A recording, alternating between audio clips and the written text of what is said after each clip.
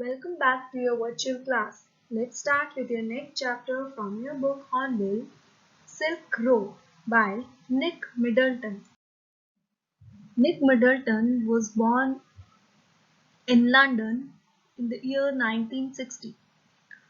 He has written many books which includes Going to Extremes, Global Casino, Rivers, a very short introduction.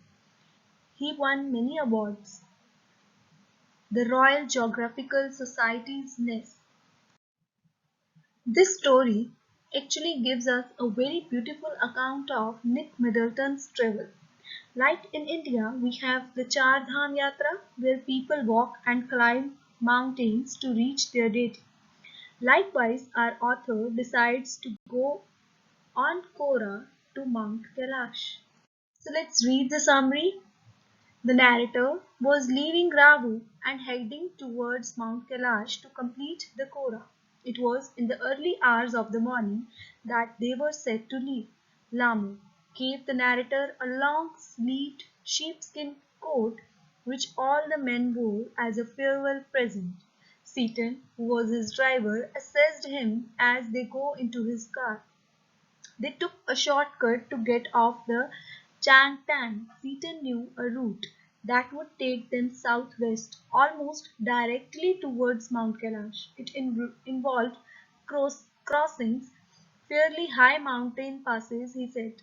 Going that way would not be a problem if there was no snow, but that one could never know till one reached there.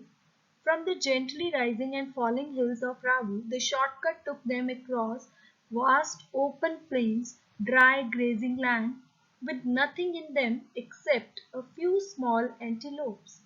Moving ahead, they noticed that the plains became more stony than grassy.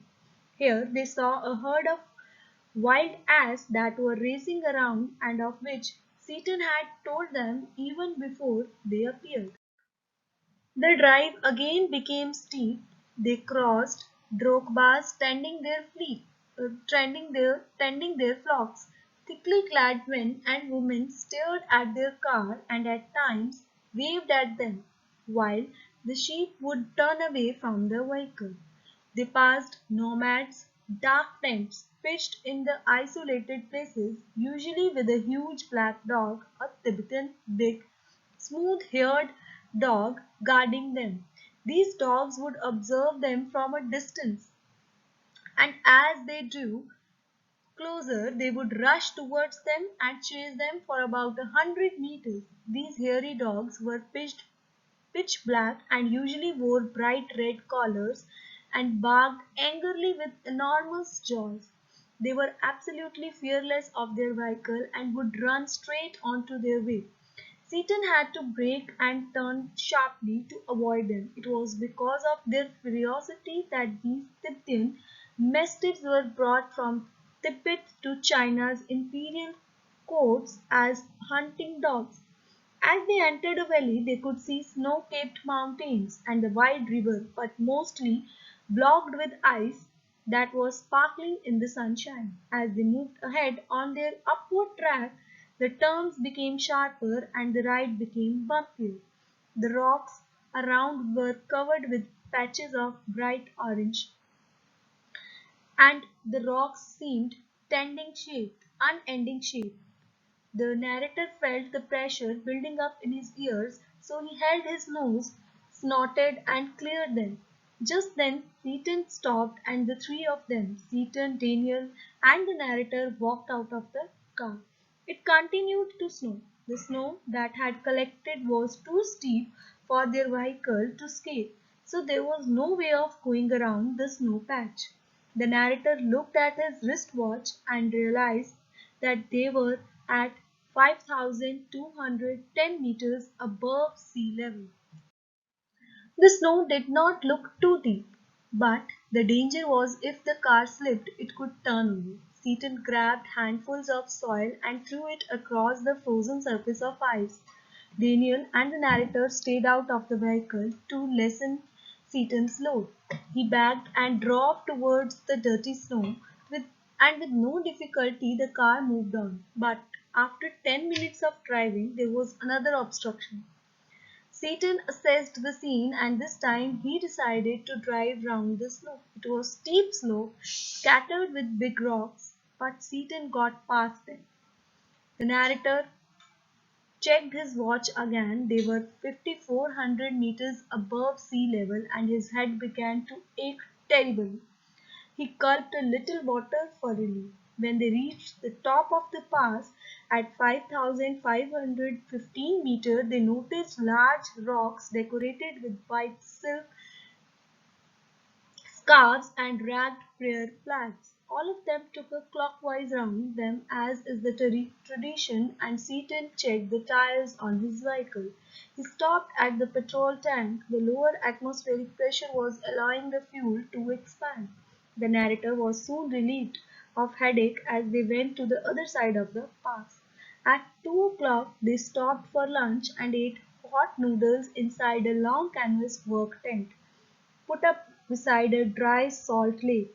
The plateau was covered with spots of salty desert area and salt lake, leftovers of the Tethys Ocean, which surrounded around wearing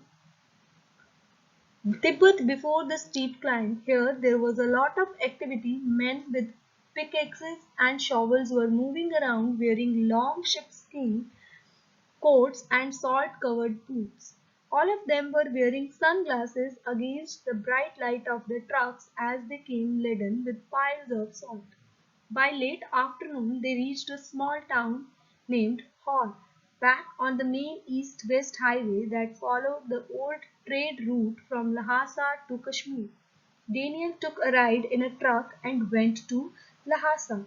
Now the narrator became alone with Seaton. Now Seaton and the narrator bade him farewell. Now as they reached the place Hor was a gloomy place covered with dust and rocks and devoid of vegetation. It was scattered with a lot of refuse that had gathered over the years. It was that this town was on the shore of the Lake Mansarovar, Tibet's most honored lake. Ancient and Buddhist study of the universe pinpoints Mansarovar as the source of four great Indian lakes, the Ganga, Satluj and Brahmaputra. Actually, only the Satluj flows from this lake, but other the headway of the others all rise nearby on the sides of Mount Kailash. They had tea in Hor's only cafe, which like all the other buildings in town was built from badly painted concrete and had these broken windows, but they had a good view of the lake through one of the windows. After half an hour's stop, they drove westwards out of the town towards Mount Kailash. The narrator was surprised to see Hor because it was absolutely different from what he had read about. Kai Kawaguchi, a Japanese monk who had been there in 1900, was so stirred by the holiness of the lake that he burst into tears. A few years later, the place had a similar effect on Sven Hedin, a Sweden visitor. They reached a guest house in Darchen after 10:30 p.m. They were now 4,760 meters above the sea level. It was a disturbed it was a disturbed night. The narrator had terrible cold because of the open air rubbish dump in Hole. With his nostrils blocked, he found it difficult to breathe. He was tired and hungry and thus started breathing through his mouth. But barely had he slept when he woke up abruptly. He felt a peculiar heaviness in his chest. He sat up and cleared his nasal passages. He felt relieved, but the moment he lay down, he intuitively felt that something was wrong. He was not breathless, but simply could not sleep. The fear of dying in his sleep kept him awake. The next morning, Seaton took him to Darcher Medical College. It was a new building that looked like a monastery from the outside. It had a very solid door that opened into a large courtyard. In the consulting room, there was a Tibetan doctor who did not have the equipment that a doctor would have. Clad in a thick pullover and a woolly hat, he listened to the narrator's symptoms and said it was because of the altitude and cold. He assured the narrator that he would be fine and gave him a brown envelope stuffed with 15 screws of paper that contained brown powder that tasted like cinnamon. He was asked to take them with hot water. The narrator did not like the look of the contents but took them anyway. He slept very soundly that day. When Seaton was assured that the narrator was going to be well, he left him and returned to Lhasa. As a Buddhist, it did not really matter if the narrator died, but he thought it would be bad for his business. After the narrator got his rest and a good night's sleep, Darchan did not look so awful. It was still dusty and he heard and had heaps of rubble and refuse, but the bright sun gave him a view of the Himalayas. He saw the snow-capped mountain Gurla Mandhatta with a small cloud hanging over its peak. The town also had a few general stores selling Chinese cigarettes, soap, and other basic provisions, as well as the usual strings of prayer flags in front of one. Men collected in the afternoon for a game of pool on a strange table in the open air, while nearby women washed their long hair in the icy water of a narrow brook near the guest house. Darchan felt stress-free and slow, but the narrator this was a major disadvantage. There were no pilgrims. He had been told that in the peak of the pilgrimage season the town was full of visitors.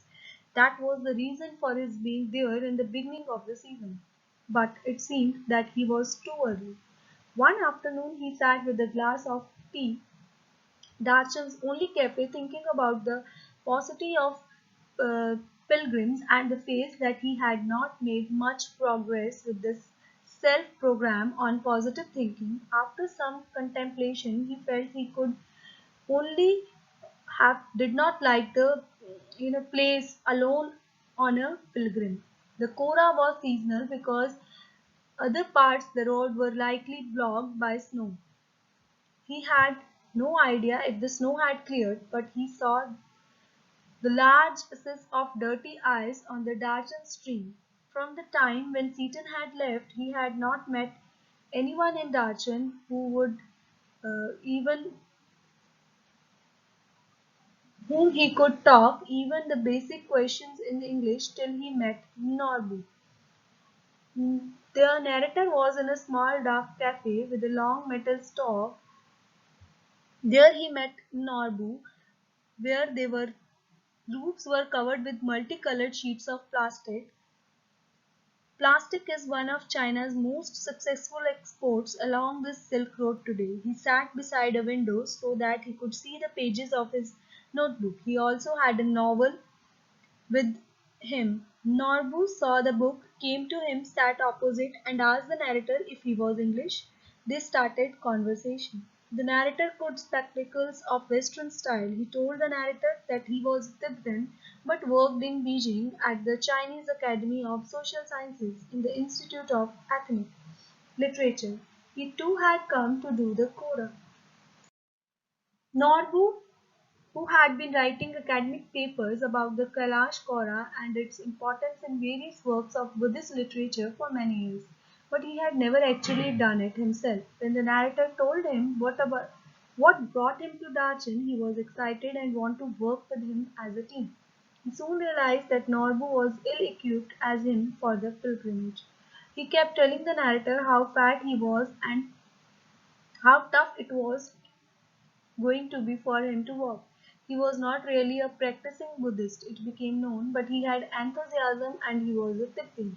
Although at first the narrator had thought that he would make the trek in the company of religious people, but then felt that Norbu would turn out to be the ideal companion. Norbu suggested that they hire some yaks to carry the luggage, as he said it was not possible for him to prostrate himself all round the mountain, as that was not his style, and anyway his tummy was too big. So now they started their journey towards Mount Kailash. The title of this chapter has been opted because the road that the author traveled on in Tibet while going towards Mount Kailash was part of important network of roads used in ancient times to do trades. It is called Silk Road because in those times silk trade was carried out using these routes. Thank you. I hope you all have understood this chapter well.